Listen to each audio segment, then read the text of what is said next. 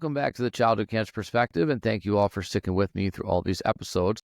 As I've mentioned in the past, one of the greatest things and greatest honors that I've had all along doing this podcast is being able to not only share our story, but being able to share the stories of others that are going through this, both the warriors and the families, the organizations, all alike. So today I'm going to be speaking with somebody that I've had the honor of watching on social media. Now, social media is a love-hate relationship, but it does come with a lot of really cool things that you can get from it, which is sharing your story, your daily story as you're going through it, whether it's a trip to the hospital or staying at the Ronald McDonald House or it's a chemo day, whatever it is. And social media followers become more like a second family, and they get so involved and invested in your story. They want to see how things are going, and it becomes like a job, but a job that you can have fun doing every day. So today my guest is Kendall, somebody that I have been able to watch kind of grow up on TikTok and sharing her story as she's going through her journey with cancer. So I'm going to introduce her now and let her share her story. So Kendall, thank you so much for being with me today.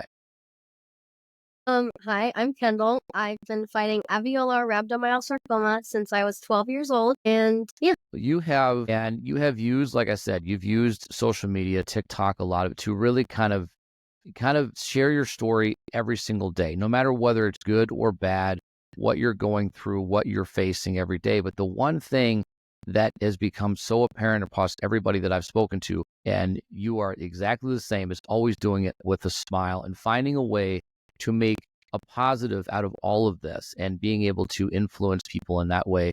And you've become a big inspiration, I think, for a lot of people. So talk about kind of why you decided to maybe start sharing your story in this way and how it has whether it's impacted your life in a positive or negative way. It was kind of like a thing with me and my sister. We just kind of wanted to start posting a couple things. And then I really started posting when I relapsed in 2023 because it was kind of like a chance for me to actually document what was happening. Because I realized in my first fight that I didn't really document anything. And it was really hard to remember a lot of those like important dates, like remission and things like that. So I started really doing stuff then and making sure I kind of had all the details in case I wanted to remember them later. Excellent. And it becomes, you live it every single day, and all of these details become some kind of a part of your life, and you go back to it and you can relive it in a way that just, remembering is not a bad thing. Kind of remembering is seeing where you were and how far you've come and things like that. So it does become a really influential tool to be able to speak to the masses, essentially. I mean, I used social media in the beginning because it was our daughter's account. She was the TikTok person. I took over her account when she passed, and I decided that was the best way to kind of continue her story and go back and find those moments, those things that you maybe you forgot about and remember. Do you find yourself going back to old TikToks or old videos and being just blown away by where you were, or maybe the things you might have done on social media that today maybe my kids would be like, oh my God, stop it? Yeah, I had a big episode of inflammation in, I guess it was March or April of this year. And it's just cool to see how far I've come in such a short amount of months. And I just love looking back. It's just cool. Yeah, it is a neat thing, right? To be able to kind of see how far you've come and how much you've faced every single day, and to be in the face of all of that and really something that would put most adults on their knees. That's the thing that's most incredible about all of this. This is a community that nobody really ever wants to be a part of, right? We don't want to be included in this. However, the kids that we meet, you included, they influence us in such ways because the impact that you make on us, because you give us a perspective on life that I think that we maybe take for granted, all the little things and all the things that we should really appreciate. And we focus more on stuff that is so insignificant. So your impact just by making those daily videos or making them even on bad days, I hope is so influential on so many people, because they look at it and think, if I'm having a bad day, she's having a bad day, but she can smile, so can I. I loved the time I found you and Amy and all you amazing people was like definitely when I needed it most. It made such a big influence on my life at the time. And I'm just forever thankful for my little community on TikTok that I have. It is, like I said, it is an absolute love-hate relationship on TikTok, Instagram, Facebook, any of that stuff. It's just because it can be very, very beneficial. And it can also be one of those things that, again, it causes you to relive memories. And they're not always great, but it lets you know how far you've come and what you're able to do now. And you're able to speak to people and you're able to be a part of so many others' lives. And how many people have you impacted that maybe you've never met? And it really is an incredible thing. So I hope you keep doing this far beyond all of this and just continue to do what you do every day, knowing how much of a positive impact it can make on not only the community, but children, kids that are in your same shoes and will be in the future. So you also mentioned siblings. Now, I want to talk about that in a big way because I know, obviously, I have two older daughters, and when JC was sick, one of her, I think, to be honest with you, the best medicine in the world was her sisters. Being around them, knowing that were always going to be there for her. I've said this in the past, kind of friends will come and go in your life, but your family will always be there no matter what. So talk about the importance of having your sibling around and how much that may have actually made you feel better in times when, medicine wasn't doing the trick. My siblings, oh my gosh, I love my siblings so much. They are forever my best friends. I would be sick in the bed and they would just lay with me all day, and I would ask them to go get me food and they would go get it. Like, they are just, I love them so much. They're truly my best friends. And I think a lot of people don't have that relationship with their siblings. So I'm really fortunate to have that. It is an incredible thing that I hope everybody takes advantage of if you have siblings. I don't talk about, I have a sister that's 6 years younger than me. And for a lot of our lives, we really didn't get along, to be honest with you. And I don't think it was anything, it just was what it was. And we got later on in life and now we're a lot closer. But I feel like I missed out on a lot because I was that much older than her. But siblings have such an incredible impact, such a force to be reckoned with, to be honest with you. And the people that I've talked to, everybody that I've talked to, seeing their siblings one day, seeing your brother, your sister one day in active treatment while you're having everything happen to you can change the world. I know there were times when JC would call our other daughters on the phone, on FaceTime, and they would say nothing. No words would be spoken. The phone would just be faced in that area. It was like they just wanted to feel like they were all in the same spot. And it's such an incredible thing. And I'm glad to see that organizations like CureFest every year are doing a lot more to focus on siblings and focus on grieving siblings and also those that go through it, because they go through it with you. It's a family diagnosis, right? Yeah, it's truly incredible. The things, like, just them being there, it makes such a difference. It does. And they make me laugh without even trying. They're the best. It's hard to say anything bad. I know that, as when you have siblings, when you have brothers and sisters, and I'll tell you right now, and if my sister's listening, yes, we get on each other's nerves, but you're supposed to, right? And if they're younger, that's their job. They're supposed to get on their nerves. You're supposed to get on theirs. That's the way that it is. And if you're not, then you're just not doing it right. But in the end, they will be there for you in ways that nobody else truly can. And I'm glad that you had that experience in such a positive way, and so many others will too. But just always take advantage of that. Anybody if you have a sister, a brother, sister, whatever, understand that they were the ones that are going to be there for you no matter what. So you mentioned in the beginning the diagnosis. So now we go back into that a little bit and we'll bounce around. Is that the diagnosis and then, the treatment and things like that. So talk about maybe what led up to the diagnosis, because I know another common theme within this community is a lot of misdiagnosis and a lot of time before it gets to where we actually get the answers we need. I found the tumor in my leg a little after COVID. So when we wanted to get an ultrasound, it took us a long time to get in, which could have made a difference in the diagnosis. I was very fortunate to have an amazing surgeon who really pushed for me and still does to this day. She is the best. And when I did actually get a needle biopsy, it got lost and we don't know where it went. And so that also pushed back the diagnosis for like a month, I believe.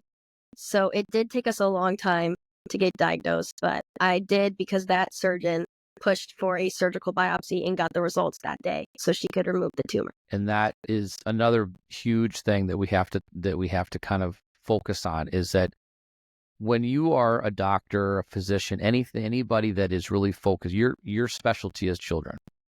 It is so important that you have a team that is so focused on you as a person and not a patient number.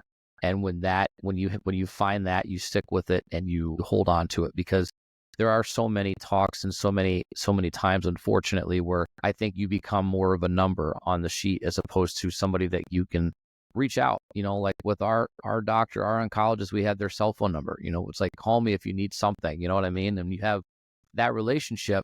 That's so much bigger because you actually feel like you're connected to them, and you're not just, when they leave the room, that's the end of it. So when they did the biopsy, they were able to come up with a diagnosis. And how quickly then were you kind of put into treatment for this?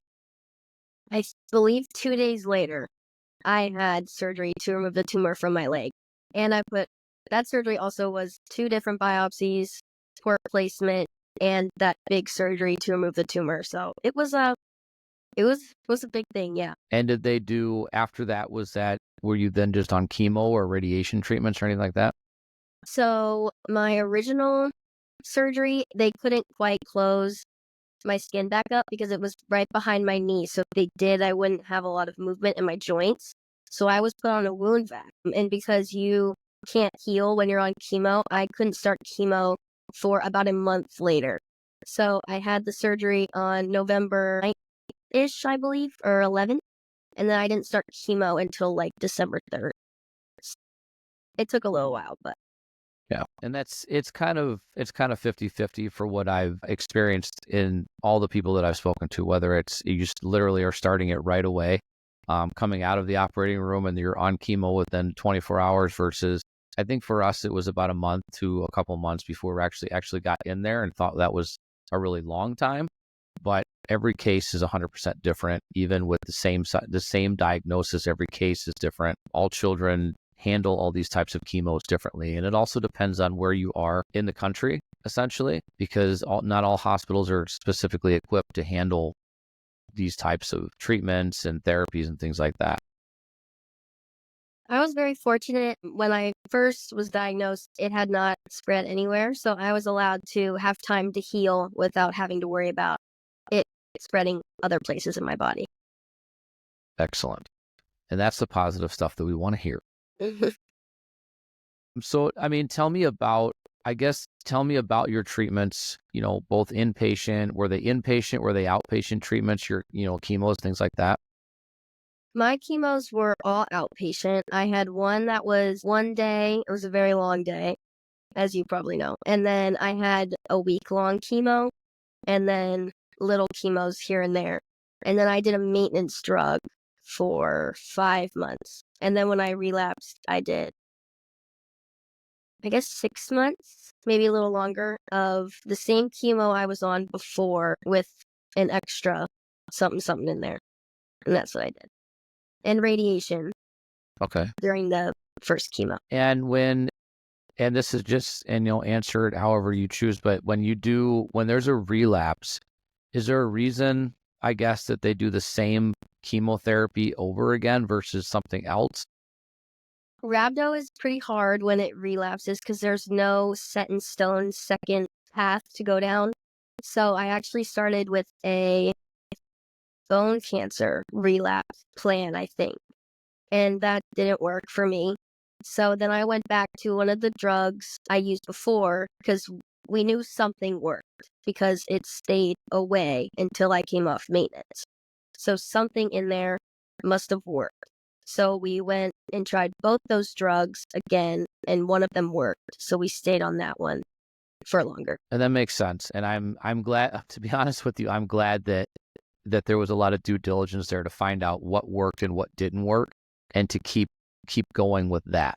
I know that relapse a lot of times can be very, very almost worse in a sense, because if it came back after everything you went through, then they have to hit it a lot harder. And the drugs are so incredible, and I don't mean incredible in a good way. I mean, And you know that. I mean, they're not fun things to have happen. And I'm glad that they were able to figure something out in that way and really kind of do their due diligence. And that's really another one of our common themes within pediatric cancer is that I would say there are very, very few diagnosed types of cancer within pediatrics that have any type of protocol.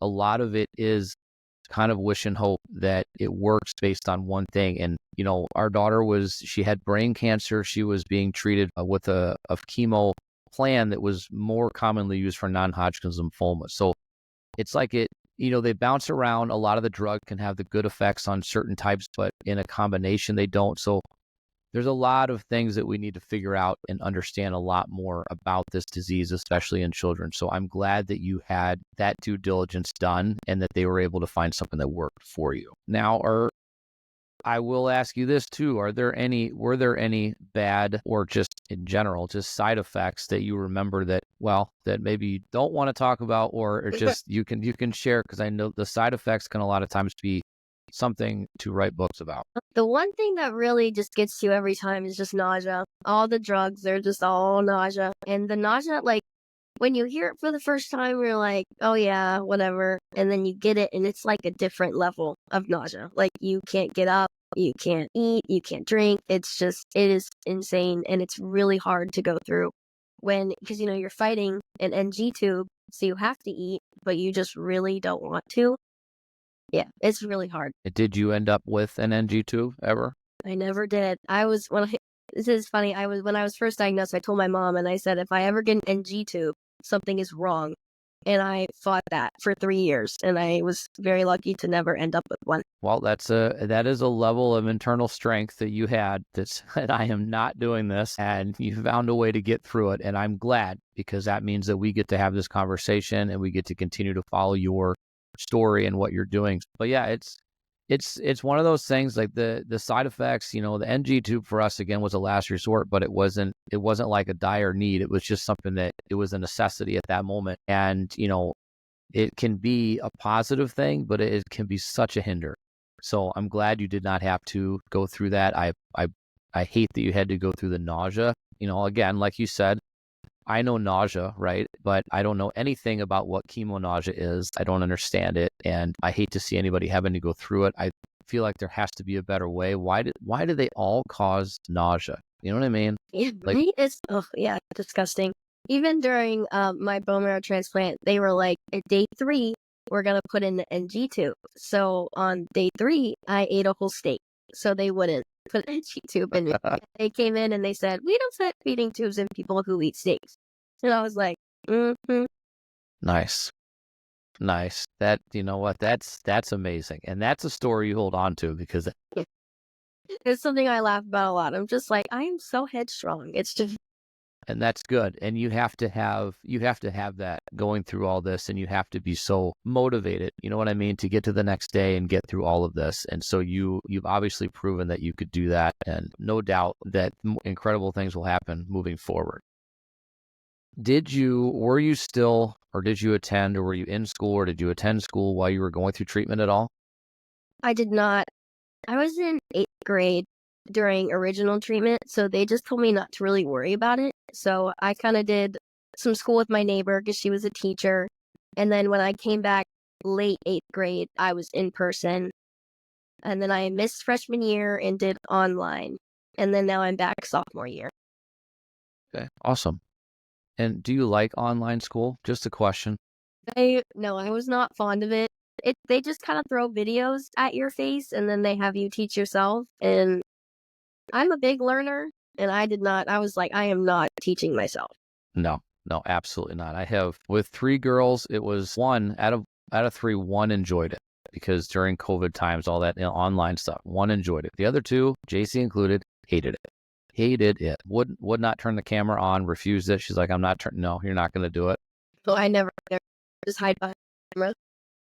Yeah, it was something else. It's, you know what I mean? It's I don't know what I would have done, honestly, as a kid if I would online. You only get to stay home and go to school, but it's not like you're sitting around and, playing video games with a camera on it. No, it's school and you're doing it, and it's not for everybody. Being in person is so much so much more beneficial. So I'm glad that you're at that point now. And again, I'll kind of compare it to our own personal life. Now, when you went to high school or you're in high school, I'm assuming that maybe you had either some or a lot of the same friends that knew you while you were going through this. And if so, were there other people that you kind of didn't talk about the story because you don't want that to be what people know about you first? I've had a few friends that have stuck with me since middle school. A lot of them have moved on, but it doesn't really bother me because I have a lot of good friends out of school that I like to talk to more. And when I came to school this year, I really wanted to try and meet new people.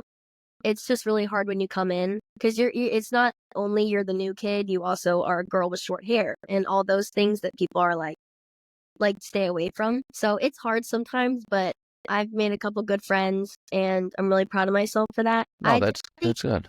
I let people know like very early on. I don't hide it. I don't try to hide it. There's nothing that I'm embarrassed about. Like, I don't know. I've never felt the need to hide it. Yeah. It's just like that original when they're like, "Oh, I'm so sorry." And I'm like, "Please don't be sorry. There's nothing to be sorry about." And then we get over it and that's that. I like that though, because I brought it up only because when all of our kids went to the same school that went all the way up to 8th grade, and then you went into the high school. And when our oldest daughter went to high school, it's a whole new group of people, and she told nobody about JC, not because she didn't want anybody to know, but because she didn't want that to be the first thing people came running up, and that's what they know her for. She wanted them to get to know her, and then later it would come out. And so that's kind of why I asked. And I'm glad that you I guess you could say own it, right? And just kind of bring it up, and it is what it is. Let's get it all out of the way, and this is who I am. It doesn't define me, but just so you know.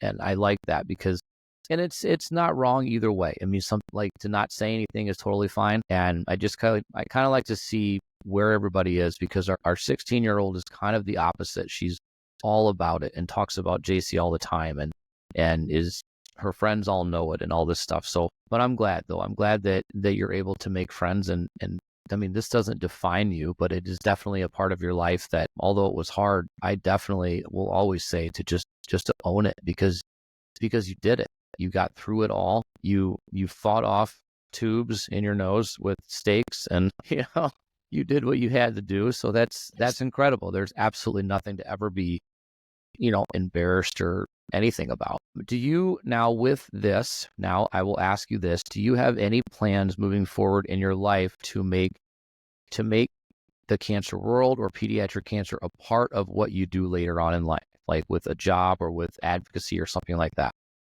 I'm not quite on jobs yet, but I am starting a childhood cancer awareness club at my school. We're super close to getting it started, and I'm really excited about that. I'm hoping to partner with Alex's Lemonade Stand with a couple of my good friends. There's actually 3 people in my school that I know of that are childhood cancer fighters, so I'm really excited to see if they would like to help and all that. Sure. No, that would be awesome. And what would you like the club to do? Would it just be about awareness, or would you guys be doing events and things like that? Awareness, small events probably to start. And then maybe bigger event, we would go to Ronald McDonald House because I stayed there for a long time and they are just amazing and they have a special place in my heart. I do remember the videos from Ronald McDonald House, and Yeah, I wish I made more. Wish I made more. yeah, it's you. I mean, you go and when you're going through all of this, like in the moment, right? And you're making a video, you're going somewhere, you're going to the hospital, whatever, and you do it. But I think we could all say the same thing, is go back and I wish I would have done more at this time and that time, but I think you've made a huge impact on it. And I think that if you're able to and you're still young too. So when I ask about jobs, it's only because I'm having to do college tours now. So it's, and they want to get you younger and younger, like, and feel like you're in 8th grade and they say, okay, what college you want to go to? You're like, give me a break. So you don't have to decide yet, but I hope that what you do within this club or within the school and moving forward, that turns into something huge that you can really, make an impact on the world with in such a more broad way, I guess, is what I would say. Because what you've done up until now, like I said, just in social media, just with blogging in that way, or just with, meeting people in school that have the same, that you can then have a mutual understanding and you have someone else to talk to that understands. Because when people tell you when you're speaking to them about what you've gone through or anything like that, and they say, we understand, most of them don't really understand. They understand maybe, they understand pain, and they understand, fight, and they understand all of that. But to have people there that truly understand what you've gone through, and you can talk to them, and your friendship doesn't have to be built on that, but you always know that someone you can lean on no matter what. And that's super important as well. And I've come across that a lot in this community, is that especially when we go to DC, when we go to Cure Fest, which you've got to get to, all right? You have to get out there. I wanted to this year, and it just happened to be the one weekend we were going to visit my sister at college. I was very upset. Well, you've got to get out there. It would be incredible. And every year we go there, this year was so busy. It was the more people than I've ever seen in the 4 years we've been there. So it definitely is something that is growing and growing. And the people that you meet, and not everybody, I mean, 99% of the people you'll meet within that community or within that event are part of this community, but you will find people that are there that are not physically attached to it in any way, in a sense that they've never gone through it or have a child or anything, but they feel such a passion. And you meet these people, and then you meet all the kids, and you meet all these other people that are your age that have gone through this. And it's the inspiration level when you come out of there is unreal. And the amount that you will do with just that weekend I don't know, I can't put it into words. And the amount of people that I've been able to meet, I would recommend it to anybody in the world to go to and just be a part of. So I hope to see you there next year.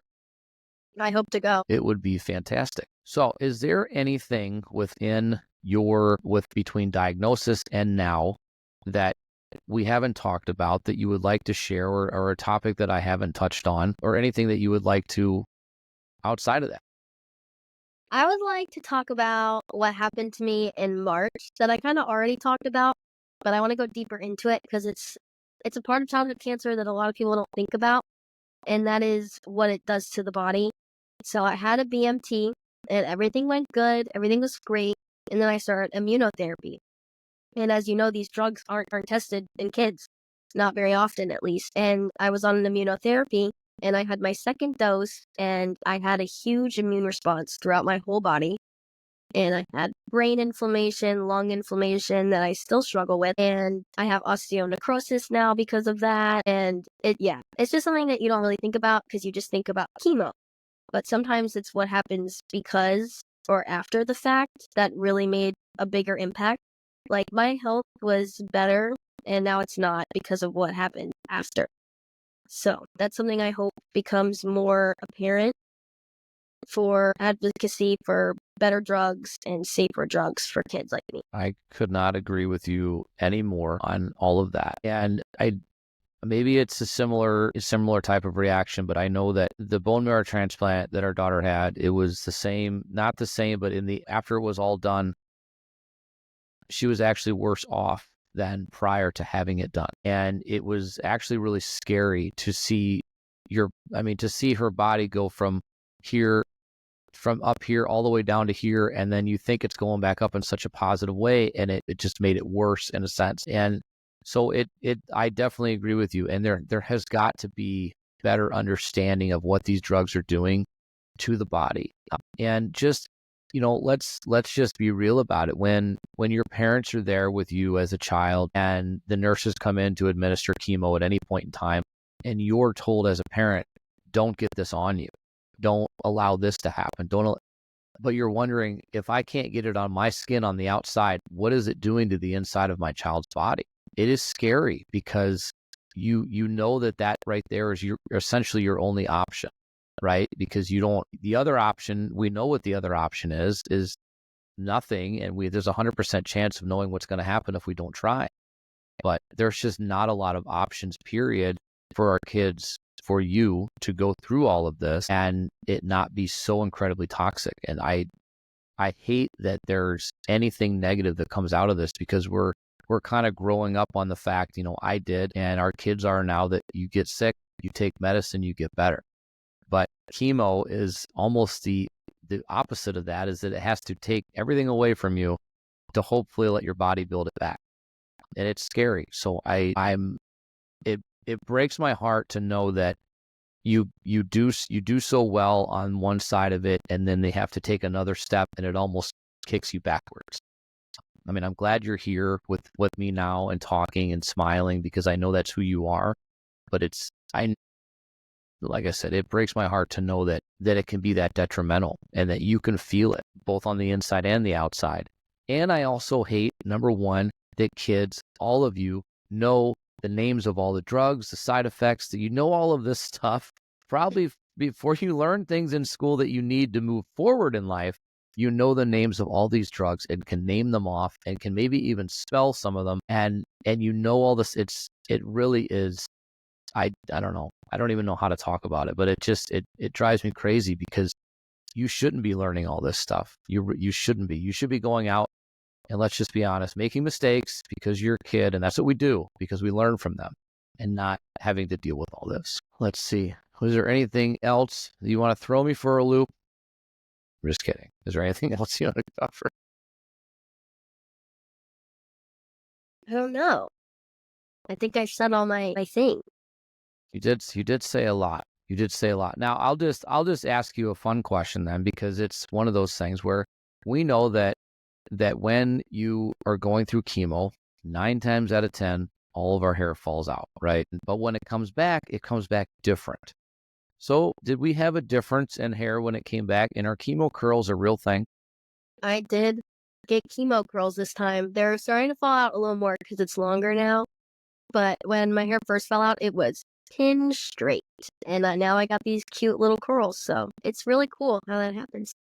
I guess we're just going to have to call it a positive side effect. I mean, I don't know what else to do with it, but It took like 4 different times of my hair falling out, but I did get them on the last time, hopefully. So, well, you're persistent. Well, I love it. I mean, it's like I said, it's one of those things where you have to not only own everything you've been through, but you almost just have to kind of have fun, and you've got to laugh at it sometimes, because otherwise you go crazy. And, you've been through something hard, you've been through something traumatic, but you're on the other side of it, honestly spreading positivity and just giving some people, a lot of people, something to relate to. And that is sometimes the most important thing that you can offer to people, is giving them something to see and feel like, you know what, I understand. And now I know somebody else is going through this, but they understand me too. And you become that person. And, maybe one day that means that, if you go into the medical field, which a lot of people do in this factor, and I'm not pushing, just saying, but you've gone through a lot of this, and you can connect on such a personal level that you could be an incredible social worker for kids. You could be an incredible child life specialist, which are the most incredible humans on the planet, or even a nurse or a doctor within this community of also that I have met and interviewed on this show, that go through it as kids and become that in their career, because you have something incredible to give back. Or maybe you just become an advocate and get out and scream and yell on Capitol Hill. And that's cool too. And I'll stand right next to you and scream and yell and hold the megaphone. So whatever you choose to do, we will happily stand next to you and fight for you, and whatever you decide to do moving forward. But I know it's going to be incredible, whatever you do. So I appreciate everything you've done so far. And if there's one thing that I always ask, is that moving forward, or at the end of a show or in the middle, whatever, I want you to give advice to other children that are going through this right now, or even families, advice that you would leave them with just based on your experience. I'm going to say what my mom always said to me, and what I say now is just one foot in front of the other. You can't go behind. There's nothing you can do of what's behind you. You just keep moving forward, one foot in front of the other. Love it. I love it. It's simple, and it covers all the bases, and it makes the most sense. It has been not only an incredible honor to watch everything you've done so far, like I said, on social media, in your journey, hearing how you can speak now, and you have a way with being able to speak, and you have a way to project that, and people listen. And like I said, I've listened, I've watched, and it's been fun, and it's been incredible, and I can't wait to see what you do next. And again, we're not pushing you into any of that in the medical world, but hell, I think you do a great job. I think it would be fun, and I think you would offer that something personable to so many people and be such an incredible positive change for so many kids. So I will leave you with saying that we better see you at CureFest next year, and we better have you That's all right. That's all we're asking. That's all we're asking. Just like in school, try your best. But that's what we hope. We hope that we can continue to grow this army, continue to grow our advocacy and support. That's what this podcast is about as well, is really giving everybody a chance to not only tell their story, but reach a new group of people that you may not have reached yet and continue to do great things. So, Kendall, thank you once again for coming on today and talking with me. Thank you for having me. Thank you so much. So, for everybody else, we will see you all next week.